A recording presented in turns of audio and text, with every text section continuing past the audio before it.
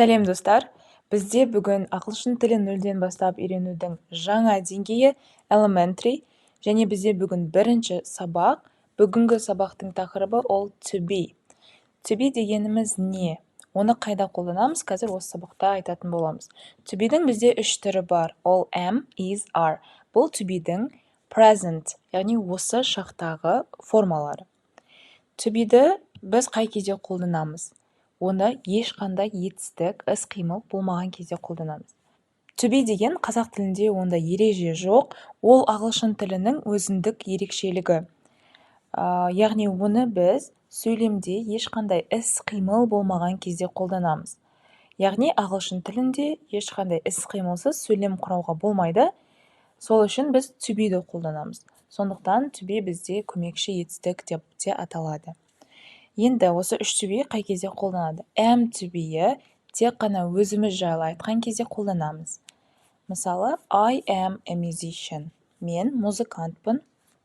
Келесі бізде is to be'і. Is to be'ін жекеше түрде және үшінші шақта қолданамыз. Ол бізде he, she және де it.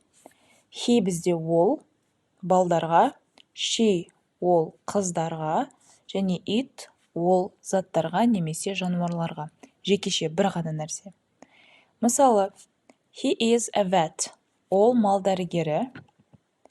She is from the UK. Ол Ұлыбританиядан. Және the sky is blue. Аспан көк.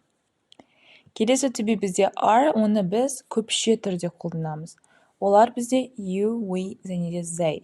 You'дің бізде бірнеше аудармасы бар. Ол бізде сен, сендер, сіз және сіздер. Сондықтан да онымен тек қана are to be жүреді. Келесі бізде we, біз, және де they, олар. Мысал келтіріп көрейік. You are my neighbor. Сіз менің көршімсіз. We are in a hurry. Біз асығып тұрмыз. Немесе they are in the museum. Олар мұражайда.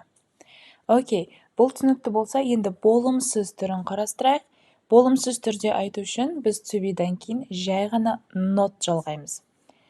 Мысалы, I'm not a musician. Мен музыкант емеспін. То есть to be'дан кейін not жалғам түрі. Немесе he isn't a vet. Ол мал дәрігері емес.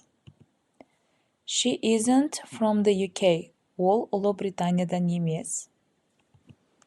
The sky isn't blue. Аспан көк емес. You aren't my neighbor. Сіз менің көршім емессіз. We aren't in a hurry. Біз асығып тұрған жоқпыз. They aren't in the museum. Олар мұражайда емес. Окей, енді сұраулы түрге көшейік. Қалай біз сұрақ қоямыз? Мысалы, мына жерге қараңыз. I'm late. Мен кешіктім. Енді мен кешіктім бе деп сұрау үшін біз жай ғана to be'ді subject'тің алдына шығарамыз. Am I late? Мен кешіктім ба? Дәл осы формада subject жай ғана to be'дан кейін тұрады сұрақ қою үшін. Тағы бір мысал. Is he the manager of the company? Ол компанияның менеджері ма? Немесе Are they on vacation this week? Олар осы аптада демалыста ма? Яғни түсінікті болса, осы сұрақтарға қалай жауап беру керек екенін түсінейік. Сұраққа жай ғана я немесе жоқ деп жауап беруге болады. Мысалға, Are you a student? Сіз студентсіз бе? Я дейтін болсаңыз, Yes, I am. Немесе жоқ, No, I'm not. Яғни жай ғана to be'мен жауап бересіздер. Is she at home? Ол үйде ма? Yes, she is. Немесе No, she isn't. Окей, guys, сіздерге түсінікті болды деген ойдамын. Қазір кішігірім практика жасап кетейік. Мына жерде берілген сөйлемдерге to be'дің дұрысын қойып шығасыздар. Қазір видеоны паузаға қойып, осыны істеп шығыңыздар, және содан кейін жауабын тексереміз.